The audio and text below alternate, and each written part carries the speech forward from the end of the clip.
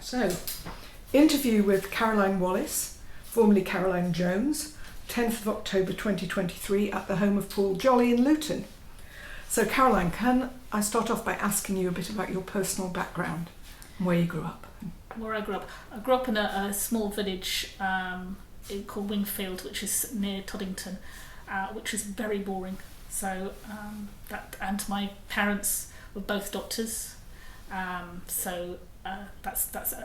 went to school in Luton, in Leagrave, and then I went because my mother also was disabled as well, and it was very difficult for her to cope with work and looking after me and my sister. So I went to boarding school in Berkhamsted, which is not too far away.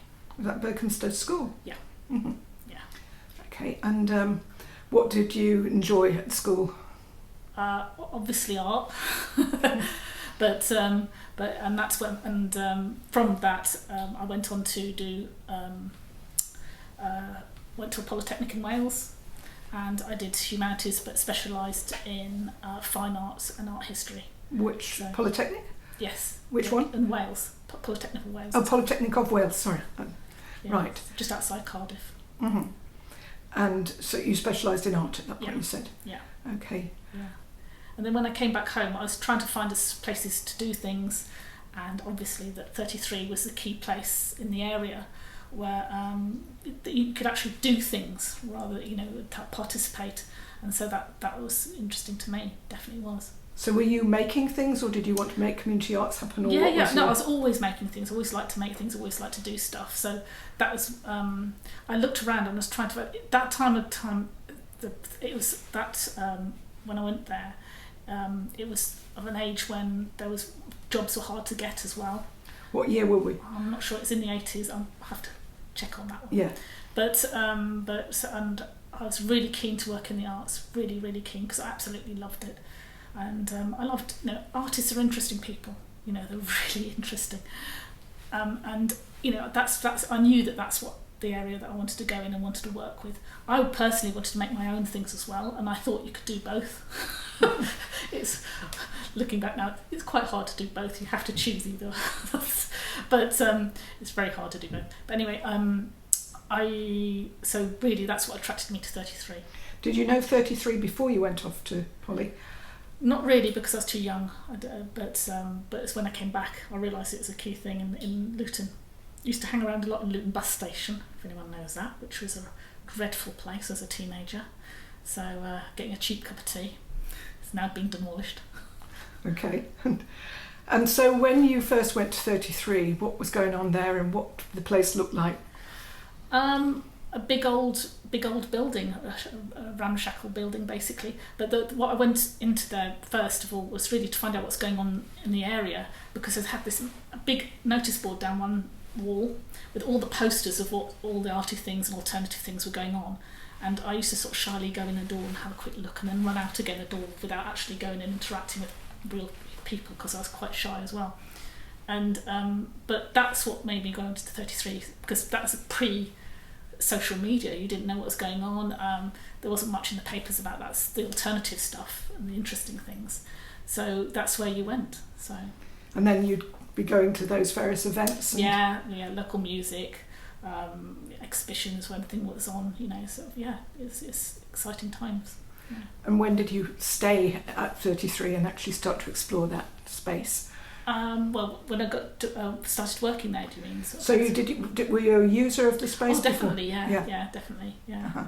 Yeah, and who was there at the time? Who were the team? Mud was there, Paul was there, and also the video team were with Spike and Dermot and were there as well, and also Spawn in the studio at the back. So yes, there's quite a good setup there when I went there. It sort of was quite vibrant. And when did you apply for the job? Was it advertised? It was advertised, yes, and I applied for the job, and it's administrator, which is like doing day-to-day management and doing basic bookkeeping and PAYE and stuff like that, but very helped a lot by Mud, who was there, who had been doing it previously. She really sort of mentored me and helped me. and also doing, because I was interested in the visual arts side, I helped with the gallery, and also I was interested in the live art, not live art, live music, and also the darkroom, helping with that, doing the organising workshops and things. I mean, 33 was brilliant if you worked there. It was a lifestyle more than a job, I have to say, like most of these places. But because it's small, it gave you a chance to try out and do different things and get different skills. And also I was doing marketing as well. It was a day of cutting and pasting and doing brochures and things like that. So, and then sending them out and doing lots of licking of envelopes and sending things out to people. So, and roping things in. So, it was a great job to do. So, and then we had a receptionist there as well called Maria Fensom was her name, was it? Fensom, I believe. But she was very sweet. I do apologise to her if she ever sees this. But once she was we had this gallery painted black, basically, for the whole thing. I don't know if you remember that. And she was sitting, being a receptionist in this, just in the front bit of this black thing. And after a day, she said to me, "Caroline, I can't stand it anymore. I'm getting depression." It was far too black for the whole thing. So we had to take her out of there and say, "No, it's okay. Don't worry. We have to let you have to stay in a very dark room." So, but then you see, people were trialing things out. You know, there's exhibitions with sand over the floor. There's exhibitions that were quite innovative and radical and pushing barriers and pushing things all the time. So you know, we were learning, and that's great. Which ones stand out in your mind? Which ones stand out in mind? I think the ones with Dominic Allen, who's now doing very well. That's good. It's Dominic of Luton. Yeah, he's also called Dominic of Luton as well. So yeah, but he's done very well in his career, and also there was also the mixed exhibitions as well, because we tended to have mixed exhibitions of work. And also ceramics, because Barnfield College is very good on ceramics, so we tended to have some plinths, and we used to have ceramics shown there as well, with Bruce Parsfield and others. So it was a real mixture of work, but I think we really tried to sort of I think because the walls are so crumbly as well, we had to paint it every single time. So that was part of my job, painting the whole gallery every time we did it, because there was always holes in the walls and everything, because it's so crumbly. But and we also had exhibitions in the cafe, because we used every space we could to try and do something artistic in the building. So walk us through the space. So if you came in the door, where was the gallery, where was the cafe, what other spaces were there? Right, so there's cafe opposite Hot and Spicy, which is a very important sort of late night snack thing after a gig. And then there was the cafe, which is a vegetarian cafe. There's so you walk through there, and then you'd sort of turn to your right, and then you go back on yourself, and then there was the gallery was to your right at the front with the light coming through, because that's important. Then you go round, and then the back, and then there's toilets, which after a late night gig, late at night, you had to check the toilets to make sure someone wasn't sleeping there, because quite often because if they drank too much, they were sitting on the toilet and went to sleep. So you had to sort of bang on the doors and get them out, to sort of fish them out so that they weren't locked in for the night. But yeah, and then so you go around there, and then you go around, and there's a whole load of bins, and there's a whole load of rats probably scuttering around. You didn't want to go out there at night because it's too scary. And then you go further down, and then there's the studios at the back with Spawn, where they did amazing courses there with young people, getting them interested in how to use studio facilities, which is, I think, probably prevented a lot of crime in Luton, because all the young people really wanted to be DJs and, you know, like cool things, and having that going through things gave them a purpose. And there was quite a few technicians who went on there, who also went on to do other music things, like the Sam Discwell and Rodney Artman, who did some promoting and things. So it gave people really interested in sort of doing something different and learning skills.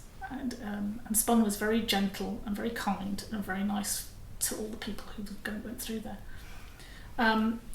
Then at the back, right at the back by the river, there was also a shambled down sort of like enter at your own risk space where we had. So you're just talking about a shamble down building down at the back near the River Lee? Yes, it's at the back. I think, yeah, it was used by a photographer called Hugh Byrne at one point as a studio, and also we did start up at live drawing classes there with some of the lecturers from the local college, and they also started up a photography group there. That's a really good thing about 33, is it was a melting pot of people with different talents and ideas and things, and they tended to sort of work together to join together to do groups and apply for money and stuff like that. So it's really useful as a meeting point. But and then walking back through, you walk back through, and there's a big archway as well that's where the cars came in, and big gates at the front which had the 33 on. But so if you go back inside, past the toilets again, then the cafe was there, and then you went through into a very small performance space. But that was lovely because it was also a lovely little performance space, because it was small enough so that people could feel that they could run events there as well.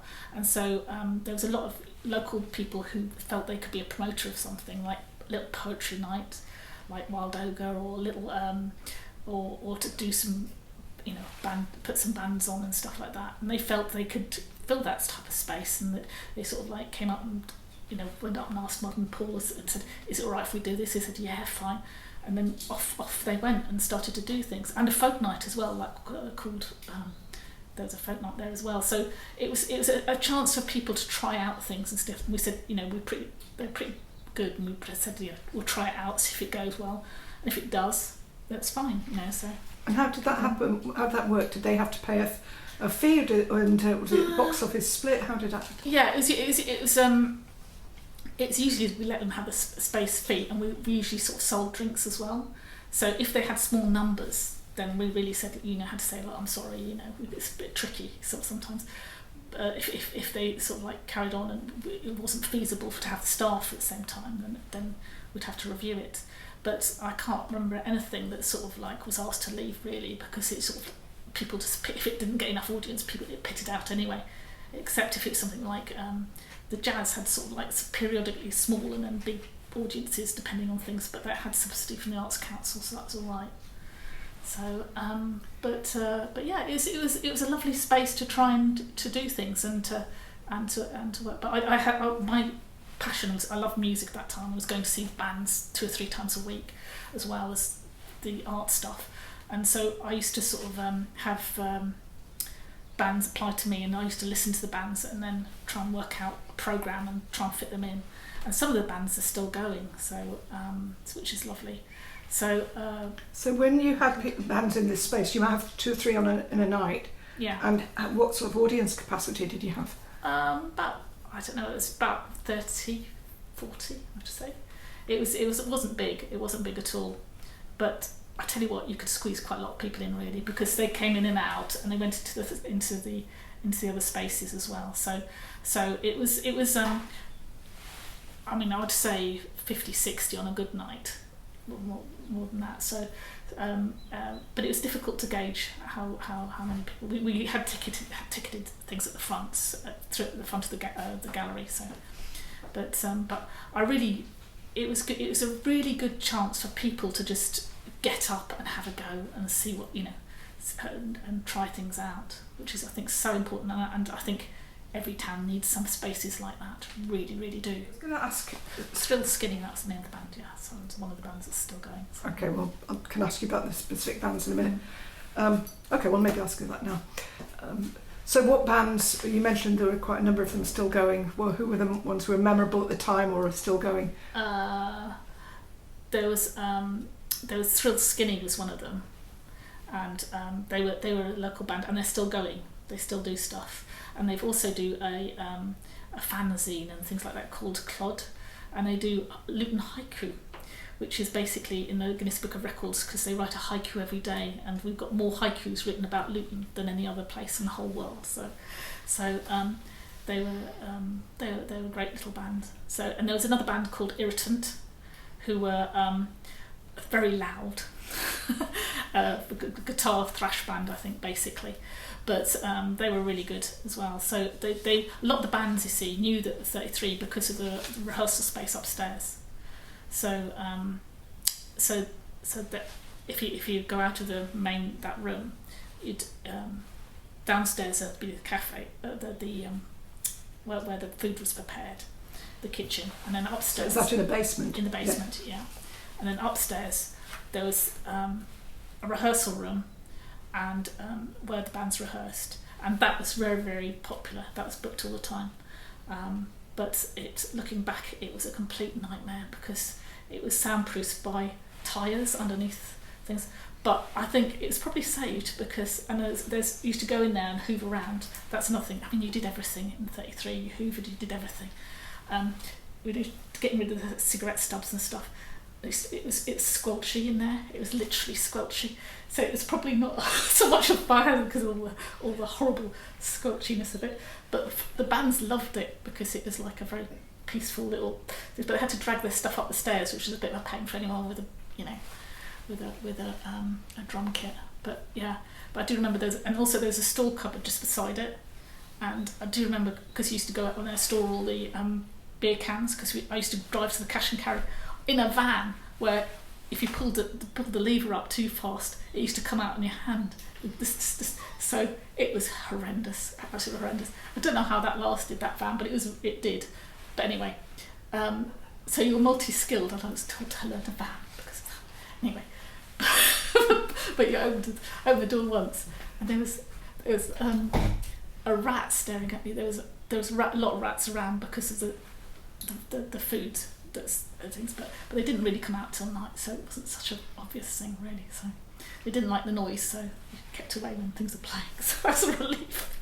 And then we went into the office, and that was lovely. It was a big open space. So that's on the first floor as well. Yeah, and I worked there with Paul and Mud in the office as well, mainly, and then in later times with Eleanor Buckler as well, who came in as a bookkeeper. So yes, it was a lovely space to have, and we worked together there. So we weren't there at all times because like sometimes we'd Paul was off doing something, or Mud was off doing something, or Mud was writing a funding bid and trying to do that. But it was really actually I find it quite inspirational having a female director of the Arts Centre because at that time I think you have to I don't think my children wouldn't realise how difficult it was as a woman to be in a position of in a high position in an organisation, because it wasn't really expected. I couldn't tell you the number of times that people come into the room from the office, they'd go straight to Paul and assume he was running the Arts Centre rather than Mud, and it's and I know that Paul went into sort of meetings with the councils and stuff because it's because at that time, especially having a man around gave a lot of credibility, and also I have to say that Paul is very eloquent as well, and he's very good in meetings. I have to say, he could charm the birds off the trees definitely. So it's very useful. He has a good skill set to it as well as being. Very, very good in meetings. But I just want to say for anyone watching this that Mud and Paul and Spike are all in the room. Yeah. So that's why you're also speaking towards them. Yes, I am. Yes, I am. Because I think that is something key. I think really it is. It wasn't. But yeah, it was. And to be quite honest, and I learned loads of skills there because you did, and there was lots of projects. They allowed you, I think in 33 people were allowed to do projects and try things out, and I can't. And one of the things I tried out was I worked a lot with a guy called Perry Lewis, who is a dancer there, and I used to help him on lots of things and projects and stuff, which was very nice. But also. He worked with we had a dancer who came in who wanted to take a group of young people across abroad, create a dance company of young people in Luton, and then take them abroad to a competition. And we got them all together, and we worked with them. And where did they come from then? What sort of? Oh, they were 17 to 18-year-olds from Luton, and it's street dance. So we're not talking. It was and it was a real mixture of boys and girls, and it was very intensive, hard work dance basically. And they got them together, and they got them into making them a troupe, and that was quite a big feat really. It was no mean thing, and Mud worked on this as well, didn't you? So anyway, we got together, and I managed to put together some funding, and we managed to get them to take them across to this competition in Holland, which to take a group of that young kids at that time across to Holland was a really big deal, and they really enjoyed it.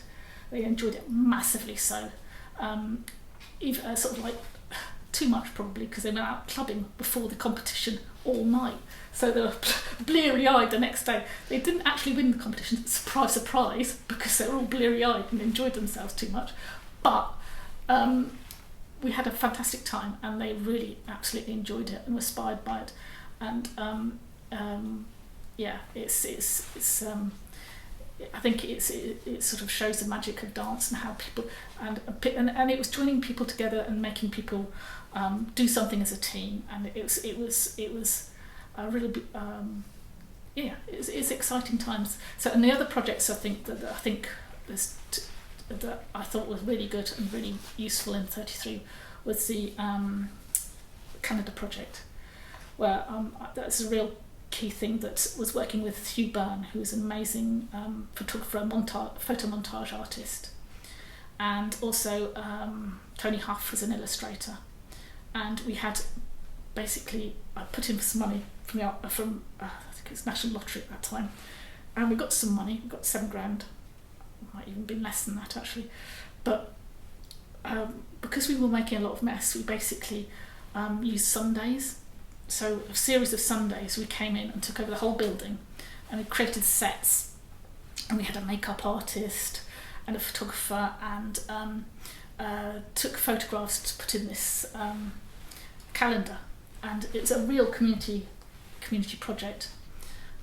We had a marketing person, we just created roles, and everybody was all together and everyone enjoyed themselves. So I think it was a real sociable thing to do. So I think people really looked forward to it and enjoyed it, and there was something at the end of it as well. We got sponsored by the local paper as well to do it. So. Was there a particular theme, or how did you come upon the kind of we came up with images? The theme. We just basically said the horoscope. So we had people whose horoscope it was in the actual photographs, and so people who are Pisces, we tend to be the Pisces ones and all that kind of stuff. So Amanda, who's a makeup artist, was very keen on this idea, so we tended to go with that. And also Tony Huff, who's the illustrator, was very keen to do that as well. So he helped to build the sets and things like that. So yeah, it worked really well. And I have to say, it sort of like stayed in the minds of people who've done it. I know people who've come up to me, 20 years later and said that was an amazing project. So I think that did stick in people's minds. And Angela, who works now for a CPP, which is a Creative People and Places project in Luton, she was inspired to work in the arts because of that project, she's told me. So there is impact, I think, on lots of these things. So I think that really.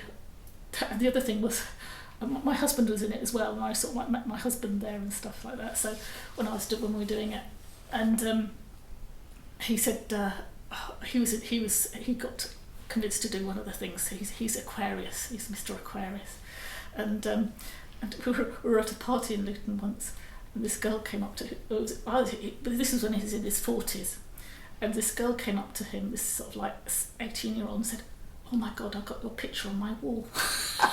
She liked this picture so much, she'd actually taken it out of the calendar and put it on the wall. And I'd never stopped laughing. Anyway, it was a lovely project, and it worked well. Can I ask you a nuts and bolt question? Do you remember how much you earned at the beginning? I know, yeah, about £8,000 a year, and it went up to the rich sum of £10,000 a year. That's full time. And that was funded by the Arts Council or by? Oh no. That's funded by Luton Community Arts Trust. So, but yeah, so but to be quite honest, I didn't have much opportunity to spend money because I was there working most nights.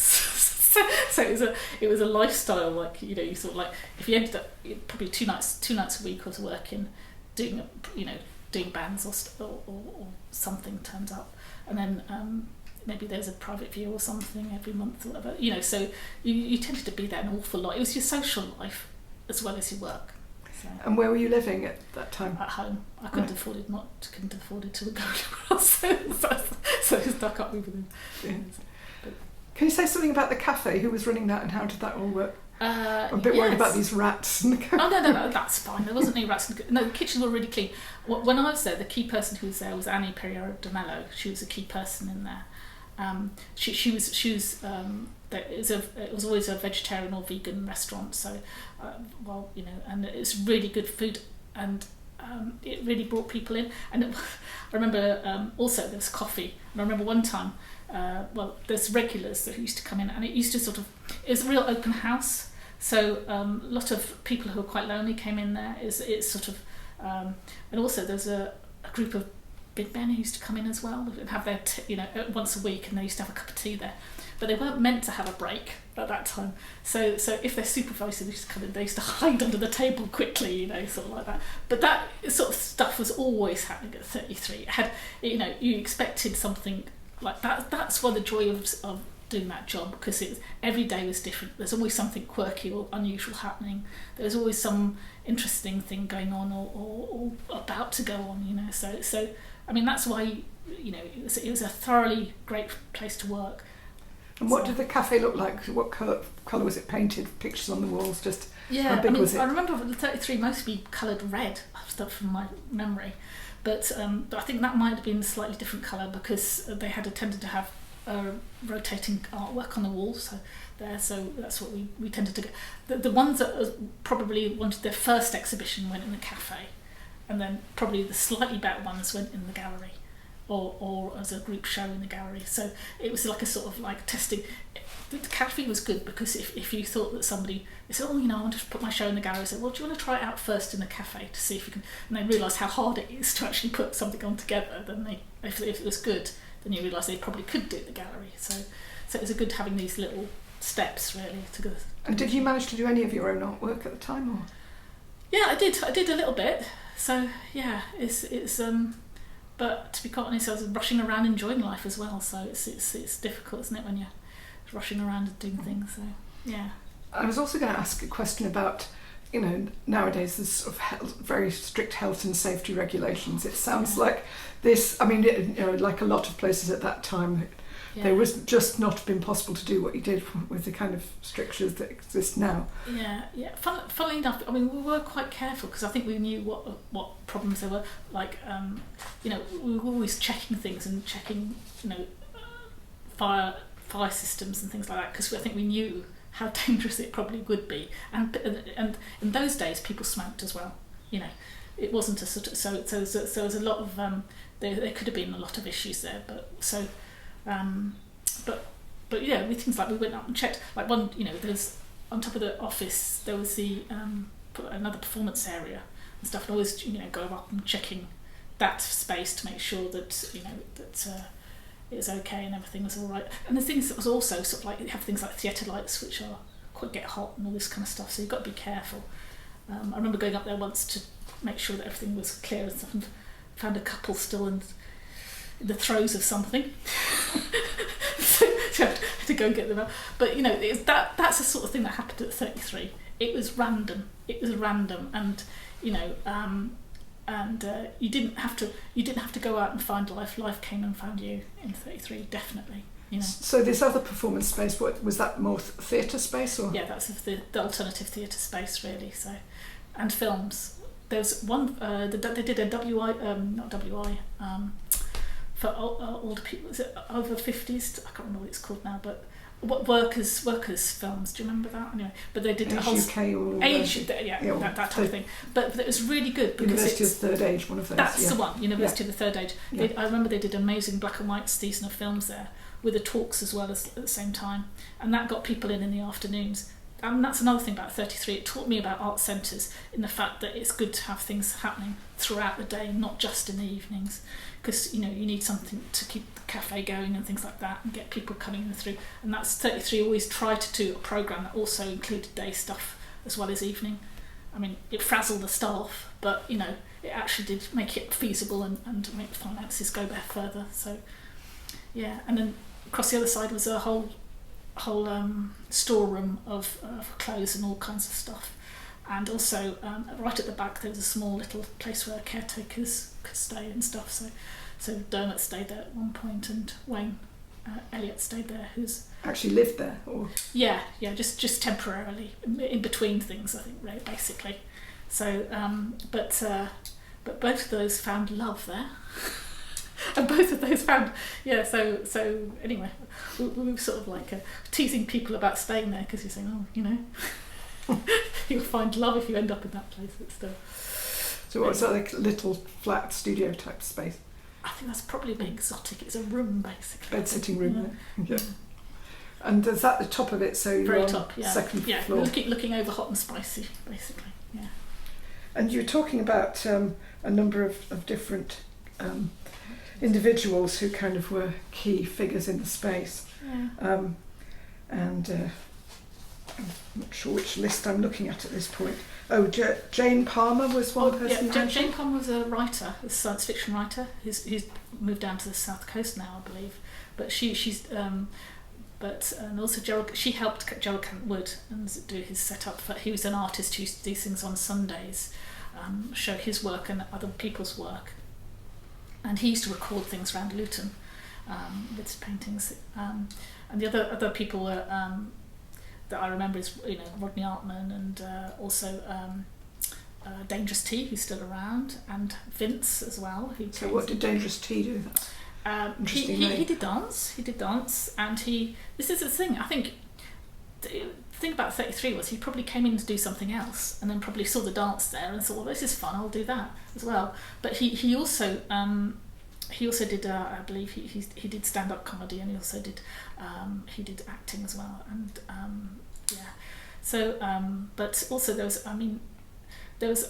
a whole lot of people who Ray Levine, there was lots of people who just came in there and tried things out and got involved with stuff and helped, and it was that made it interesting and nice place to be. It was a welcoming and friendly place to be. People weren't turned away really. So it was accepting, and I think totally reflected Luton at that time. And this was a tough time. This is when I believe when I got my job. I think I was told that something like that was about 60 people also applied. This is when jobs was hard to get. It was really, and I really appreciated it, and I was ever thankful of getting it, because you might have been low paid, but to be quite honest, there was a lot of people my age who didn't have a job. So it was not. I think it's not all roses. It wasn't all roses, and people were allowed to sit there and just have one cup of tea for a long time. So it's one of those type of places. Yeah. But, and you were there for 7 years? I was, yes. Yeah. So who were you at the end of that 7 years compared to who you were at the beginning?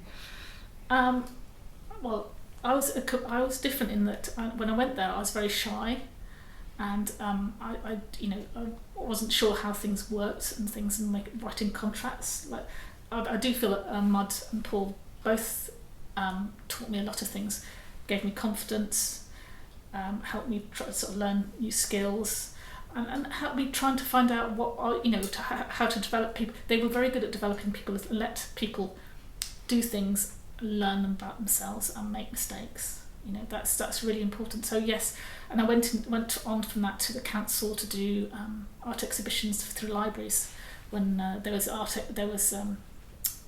spaces in libraries throughout Bedfordshire, and I helped with that. So, which I would have never had the chance to do if I hadn't done 33. So it was definitely a good step for me. So. And you left just because you needed pastures new, or? I needed more money. Right. And yeah, and it made much sense at the time. You know, you need new challenges, don't you? You need to grow as a person and stuff. So, yeah, it was the right time to move. So. And what have you gone on to do from that point on? Well, I've done work in other arts as an arts officer for different councils, and recently I've just become last year and a half now, an arts officer for Arts Council of England. So, which I think some of my 33 stuff has really helped, because it helps understanding grassroots projects. But a lot of the things when I was doing council work as well, I worked part-time because I had children, but also because I like doing freelance projects. And so I've done things like regeneration projects in Hightown in Luton, and also I've done a lot of freelance projects trying to do helping people with mental illnesses, doing projects to do that, doing creative projects, working with my friend Liz Aldous, who is also at 33 behind the bar, it's a very good. It was a good time and exciting time. And clearly a really important education in every sense. Yes, it was. Yeah, I mean, especially for somebody who's brought up in a middle class household, I think probably, and to get an insight into real life in a way, and accepting people, for all different types of people. So I think very important for me as a person. Excellent. Is there anything else you'd like to add that we've not spoken about? No, I think unless you can think of anything, I can't think of anything. No. As we've got a group here, anybody else want to add any further questions? Were you ever roped into the theatre, 33 based theatre projects? So I'm just going to repeat that so it's got nice clear. Yeah, so Spike was asking if you were roped into any theatre projects. With the people show, yes, helped with that. So that was the promenade one that went through the whole building, and the people show are an amazing group that are based in London, and they came and take over the whole of the arts centre, and they worked with. What was good about that one as well is that they actually worked with the people in Luton to give people skills. So I worked on the marketing side of stuff with their professional marketer from London, and with another young person who also wanted to learn about marketing. And so each factor of involvement in the project, they also had sort of like a trainee with them. So that was really lovely, a nice thing to do. And but the actual piece itself was brilliant. It was a great fun. It was a murder mystery type thing that went through the whole building, and people enjoyed it and absolutely loved it. So it's very good quality. And there was a body and something to do with the river. Yes, but they created a body that was floating down a river. So it's all a bit. It was very atmospheric and spooky and gothic, I think, basically. Yeah. Sounds very memorable. Yeah, it was. It was good. It's a good show. Any other shows that particularly stick in your mind, or performances? Let's think. I think there was some.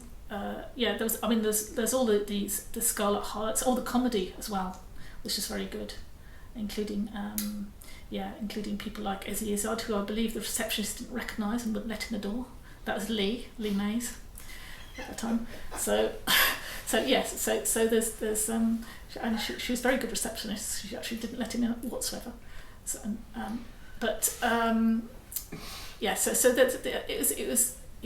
there's lots of different Scarlet Harlots. There's lots of women's theatre, because that was very much Mud's taste, and what went down well was alternative stuff. It was an alternative venue, and I remember when there was a ban on talking about gay issues during in Clause 28. Clause 28. I mean, I think that one was when I saw that the really importance of having an independent rather than council-run organisation, because a council-run organisation would not have been able to do things or to put things on or challenge the authority, I don't think, in the same way as 33 did at that time. And we were wanting to put things on, I think it's called 2468, a show, and we did it, and we were sort of in spite of everything, because I think that shows, I think, it, 33 always tried to be, you know, it was, I think nowadays it'd be called woke, I think, probably. But it was alternative, and it was just push boundaries. Was that a devised piece that came up within the building, or No, toured I think into it? that was a touring piece, but it was controversial to have it on, and I think we even had to have legal advice and stuff like that about it, and it was because it was seen as radical to have that on. So, yeah. Okay, thank you. Yeah. Brilliant. Excellent. That was really good. Yeah, Okay. there's a lot in there. Brilliant. Yeah.